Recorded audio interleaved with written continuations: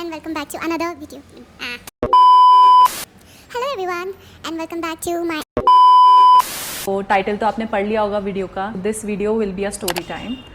तो कहानी की शुरुआत होती है कोविड के टाइम से।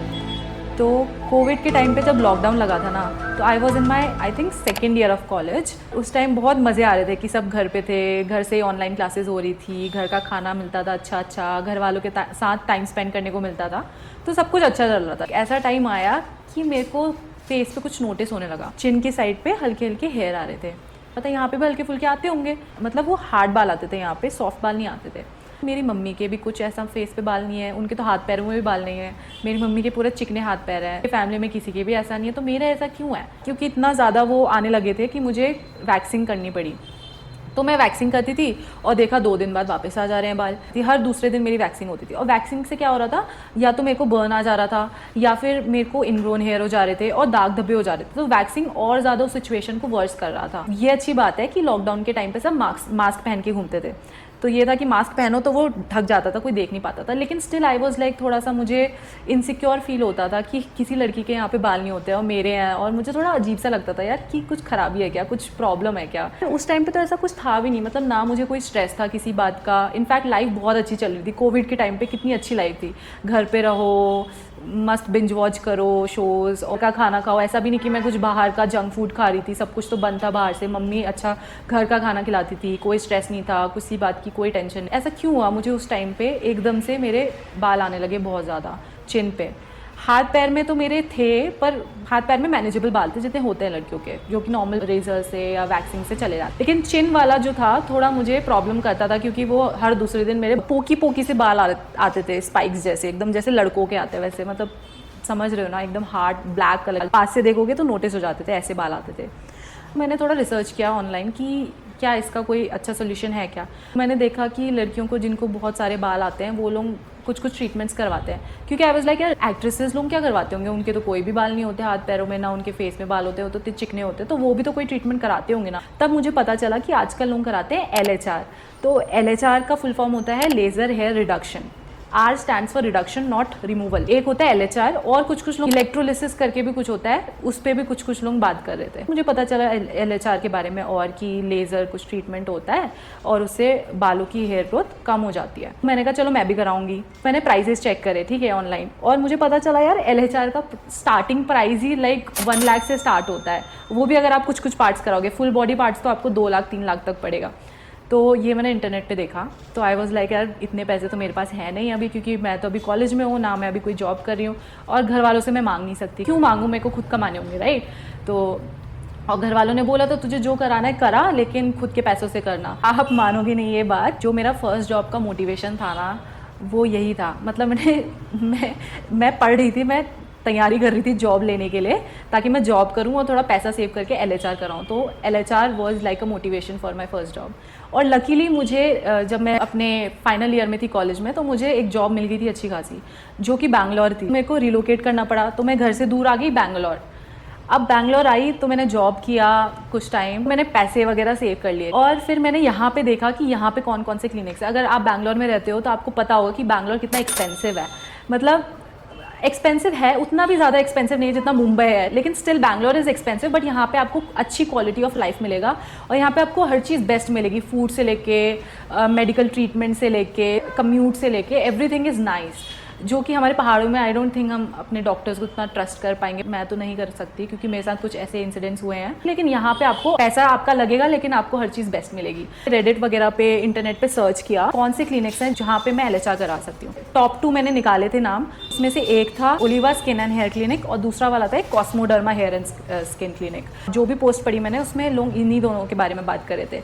सो आई फर्स्ट वेंट टू ओलिवा, ठीक है। वो सिर्फ मेरा कंसल्टेशन लेने के लिए गई मैं, बात करने के लिए कि कितना मेरा अप्रॉक्स कॉस्ट आएगा अगर मैं LHR कराऊंगी। तो मैं ओलिवा गई, मैंने देखा यार ये तो बहुत, मतलब एकदम बहुत बड़ा स्किन एंड हेयर क्लिनिक था। वहाँ पे हर टाइप के प्रोसीजर थे। आपको पतला होना है, आपको गोरा होना है, आपको अपने बाल लंबे करने हैं, आपको पिंपल्स हैं, मतलब हर चीज़ का आप जो भी सोच सकते हैं ना, वहाँ उसका सोल्यूशन था। मैं वहाँ गई तो मैंने उनके वहाँ से कंसल्टेशन लिया डॉक्टर से। तो डॉक्टर ने मुझे बताया कि हाँ आपके लिए तो बेस्ट है, क्योंकि आपको ये प्रॉब्लम है, हेयर की, तो हेयर के लिए तो बेस्ट ट्रीटमेंट LHR ही होता है। उन्होंने मुझे पूरा एक डिटेल्ड लिख के बताया कि क्या क्या कवर होगा और कितना कॉस्ट लगेगा।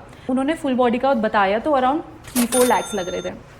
फुल बॉडी मेरा उस टाइम पे कंसर्न नहीं था, मेजर मेरा कंसर्न फेस का था, जो कि चिन एरिया का था। मैंने बोला कि डॉक्टर मुझे अभी फुल बॉडी का तो नहीं चाहिए क्योंकि इट्स मैनेजेबल, मुझे सिर्फ अभी फेस का बताओ। तो उन्होंने फेस का मुझे बताया, तो that was around 80,000 rupees. Face में भी पूरा फेस नहीं था, दैट वाज सिर्फ लोअर फेस का। 80,000 रुपीज़ उन्होंने मुझे कॉस्ट बताया। मुझे उस टाइम पे थोड़ा लगा कि यार एक्सपेंसिव है, but I was very much मजबूर in taking that treatment because मेरे पास कोई अदर ऑप्शन नहीं था। मुझे मतलब बेस्ट ट्रीटमेंट ही चाहिए था। अगर मैं करा रही हूँ तो मैं अच्छी जगह से ही कराऊंगी, ये मैंने पहले से ही सोच के रखा। मैंने पूछा कि कितने सेशंस होते हैं। तो बेसिकली इसमें क्या होता है ना, हर सेशन में मतलब जैसे आपकी हेयर ग्रोथ आई तो अभी आप एक सेशन ले लो, वो लोग शेव करेंगे, ट्रीटमेंट करेंगे, उसके बाद फिर आपको वेट करना होगा। आप इसके बीच में वैक्सिंग तो करा ही नहीं सकते, आप शेविंग भी नहीं कराओ, आप let the hair grow out again. तो इससे क्या होता है ना, ये लेज़र से जो हेयर फॉलिकल होता है वो वीक हो जाता है, बाहर आके निकल के गिरने लगते हैं अपने आप ही। एक सेशन कराया, थोड़ा वेट किया और हेयर ग्रोथ आया, मैक्स हेयर ग्रोथ आ गया तो सेकंड सेशन ले लिया। तो ऐसे कर करके उन्होंने मेरे को बोला था कि आपका कंडीशन देख के हमें लगता है कि आपको एटलीस्ट 10 सेशंस लगेंगे, क्योंकि वो एकदम से फ्रीक्वेंसी और एनर्जी उतना स्ट्रॉन्ग नहीं पास करते हैं ना। सेशन 1 में कम फ्रीक्वेंसी देंगे, फिर धीरे धीरे सेशन वाइज वो लोग फ्रीक्वेंसी बढ़ाते जाते हैं और अपने आप जो बाल होते हैं वो बाहर आके गिर जाते हैं। और उसके बाद पैची हेयर ग्रोथ आती है, मतलब इक्के दुक्के इधर आएंगे उधर आएंगे उधर आएंगे, और बहुत अच्छा मतलब इसका रिजल्ट आता है अगर आप करवाओगे तो। मतलब मुझे काफ़ी अच्छा लगा कि ये जो ट्रीटमेंट था ना LHR, मैं तो सबसे कहूँगी जिसको भी ये हेयर का प्रॉब्लम है, बहुत ज़्यादा हेयर आते हैं हाथ में पैरों में और बहुत दिक्कत होता है, शेविंग लाइक हर दूसरे दिन शेव करना पड़ता है, ये करना पड़ता है, आप आज ही LHR कराओ, तब बहुत अच्छा ट्रीटमेंट है। मेरा क्या था, मैंने सेशंस लिए, मुझे दिखा इंप्रूवमेंट, हल्का फुल्का कम हुए, लेकिन एकदम ही प्रॉब्लम ही सॉर्ट हो गया वो नहीं हुआ, मेरा स्टिल आ जाते थे। तो मैंने डॉक्टर से फिर से कंसल्ट किया कि डॉक्टर की मेरे को इंप्रूवमेंट दिख रहा है लेकिन उतना नहीं दिख रहा कि मेरे फिर से आ जा रहे हैं। तो उन्होंने बोला कि यार आपको कुछ प्रॉब्लम है, मुझे लग रहा है आपको हार्मोनल प्रॉब्लम है। इससे पहले मुझे बिल्कुल पता नहीं था क्या हार्मोनल प्रॉब्लम होता है। ओलिवा क्लिनिक जहाँ पे मेरा फेस का LHR चल रहा था, उस क्लिनिक की डर्मैट ने मुझे कुछ टेस्ट रिकमेंड करे करवाने को और बोला कि आप अपना अल्ट्रासाउंड कराओ, ठीक है। तो कुछ ब्लड टेस्ट से और अल्ट्रासाउंड था। तो मैं जल्दी से सैटरडे को, जब मेरी छुट्टी थी ऑफिस की, मैं एक लैब में गई और मैंने वहाँ पे अपना अल्ट्रासाउंड और ब्लड टेस्ट करवाया, जिसकी रिपोर्ट आई 1-2 दिन बाद। रिपोर्ट आने के बाद मैं वो रिपोर्ट जल्दी से जल्दी लेके गई अपने डर्मैट के पास। तो उन्होंने मेरा रिपोर्ट पूरा अच्छे से एनालाइज़ किया और उन्होंने भी कंफर्म किया कि आई हैव PCOS और मेरी ओवरीज में बहुत बड़ी बड़ी सिस्ट हैं। तो उन्होंने मेरे ब्लड टेस्ट भी देखे एंड शी टोल्ड मी कि मेरे बॉडी में एंड्रोजन्स एक हार्मोन होता है, बेसिकली दोनों में पाया जाता है, मेल और फीमेल में, लेकिन मेल में वो एक्सेस में होता है, फीमेल में इट्स होता है, एसेंशियल है फीमेल बॉडी में भी, लेकिन रेगुलेटेड होता है। लेकिन मेरी बॉडी में वो एंड्रोजन्स जो हार्मोन है वो थोड़ा एक्सेस में है। These hormones are important for the regulation of a reproductive system. तो उन्होंने मेरे को कुछ दवाइयाँ लेने को बोला, तो उसमें से एक थी, मुझे दवाइयों के नाम याद नहीं है, लेकिन एक ब्लड प्रेशर की कोई दवाई थी which is use to treat PCOS and it's also use to treat high blood pressure, और एक बर्थ कंट्रोल पिल्स थी। तो ये 2 पिल्स उन्होंने मेरे को बताई थी और कुछ चीज़ें अवॉइड करने बोला था, जैसे चॉकलेट्स नहीं खाना है, मीठा नहीं खाना है, कोकोनट वाटर नहीं पीना है। नॉट श्योर कि उन्होंने ऐसा क्यों बोला कि कोकोनट वाटर नहीं पीना है, उन्होंने बोला बनाना नहीं खाने हैं, ये सब चीज़ें अवॉइड करने को बोली थी। और बोला था कि लाइफस्टाइल में भी थोड़ा इंप्रूवमेंट करना है। लाइफस्टाइल का उतना नहीं बताया उन्होंने, बेसिकली मेरे को दवाइयाँ सजेस्ट करी और जो चीज़ें नहीं खानी है मुझे वो बताया। तो मैंने डॉक्टर को नहीं बताया और मैंने लाइक छोड़ दी वो मेडिसिन, ठीक है, कुछ टाइम बाद, क्योंकि मुझे अच्छा नहीं फील हो रहा था अंदर से। तो और ऐसा हुआ कि मेरे अराउंड 6 सेशंस ही हुए थे ओलिवा में, जहाँ पे मेरा फेस का चल रहा था, और मैंने वहाँ पे जाना भी बंद कर दिया क्योंकि वो मैं जहाँ रहती थी ना उससे बहुत दूर था। ये चीज़ें खुद से भी हैंडल हो सकती हैं, खुद से भी PCOS को ट्रीट किया जा सकता है। कुछ चीज़ें हैं, अगर आप अपना लाइफस्टाइल सुधारोगे और बाहर का कुछ नहीं खाओगे, डीप फ्राइड डेयरी नहीं खाओगे, सब नहीं खाओगे, तो आप रेगुलेट कर सकते हो। मैंने कुछ ट्राई किया, आई जॉइंट जिम। मैं पहले बहुत दूध दही खाती थी, अब फिर मैंने वो भी छोड़ दिया, जूसेस पीने लगी, फ्रूट्स खाने लगी, मेरे को दिखा फ़र्क, लेकिन स्टिल वो हेयर का प्रॉब्लम तो था। तो मैंने जो मैंने आपको बताया था कि मैंने जब रिसर्च किया था तो मेरे को 2 क्लिनिक्स मिले थे, एक तो Oliva skin and hair clinic था और एक और था Cosmoderma skin and hair clinic. दोनों के रिव्यूज़ काफ़ी बढ़िया थे। वहाँ पे मैंने पूछा कि फुल बॉडी का कितने में होगा, तो उन्होंने मेरे को बोला कि फुल बॉडी LHR आपको उस टाइम पे ऑफर चल रहा था, उन्होंने बोला 50,000 में हो जाएगा। और यार इतना सस्ता कोई कैसे दे सकता है, वो भी LHR, मतलब वहाँ पे तो 2-3 लाख में फुल बॉडी हो रहा था ओलिवा में, यहाँ पे सिर्फ 50,000 में फुल बॉडी। मैंने ले लिया फुल बॉडी बिकॉज, और लेकिन यहाँ पे सिर्फ मेरे को 8 सेशंस मिल रहे थे फुल बॉडी के। फेस का तो ओलिवा में चल चल रहा था मेरा, और मैंने यहाँ पे बोला कि मेरा फेस का ऑलरेडी किसी दूसरे क्लिनिक में चल रहा है, तो ऐसा नहीं हो सकता कि फेस का हटा दो और फिर मेरे को बताओ बाकी बॉडी पार्ट्स का कितना लगेगा। मैंने फेस पे तो देखा था LHR का कितना अच्छा रिजल्ट होता है, सो आई वाज लाइक अब मुझे वैक्सीन नहीं करनी है, मैं फुल बॉडी LHR ही कराऊंगी। तो मैंने उनसे बोला कि फेस का हटा के नहीं हो सकता क्या? तो उन्होंने बोला नहीं, ये पैकेज आता है फुल बॉडी का, तो इसमें फेस इंक्लूडेड होगा ही होगा। तो मैंने ले लिया फुल बॉडी का। सिंस मैं जब वहाँ जा ही रही थी, मैं फेस का भी वहीं से कराने लगी। ओलिवा जाना बंद कर दिया मैंने, तो मेरे ओलिवा में सिर्फ 6 सेशंस ही हुए थे, बाकी 4 सेशंस और बचे थे, तो वो तो वेस्ट हो गए सारे। तो फिर मैं कॉस्मोडर्मा गई, वहाँ पे मैंने कराए सारे सेशंस, अभी भी मेरे चल रहे हैं। मेरा लेग्स का लास्ट बचा हुआ है, बाकी सारे सेशंस हो गए हैं। स्टिल थोड़ा थोड़ा ग्रोथ है, तो उन्होंने मेरे को बोला है कि आपको मेंटेनेंस सेशंस लगेंगे 4-5, तो और 42,000 का बिल आने वाला है बहुत जल्दी। बट हाँ, मैंने मतलब मेरे को सिम्टम्स, जब मेरे को पता चला कि मेरे को PCOS है, तो थोड़े बहुत सिम्टम्स मेरे को देखने लगे कि मेरे को बहुत ज़्यादा ओवरथिंकिंग होती थी उस टाइम पे। जब मैं इधर आई, घर पे नहीं, जब मैं बैंगलोर शिफ्ट हुई, जब मैं जॉब करती थी, तो मेरे को थोड़ा स्ट्रेस होता था, छोटी छोटी बातों को लेके बैठ जाना, वो दिमाग में अलग ही 10 टाइप की चीज़ें चल रही होती थी, और बहुत ज़्यादा ओवरथिंकिंग होती थी, अभी भी होती है।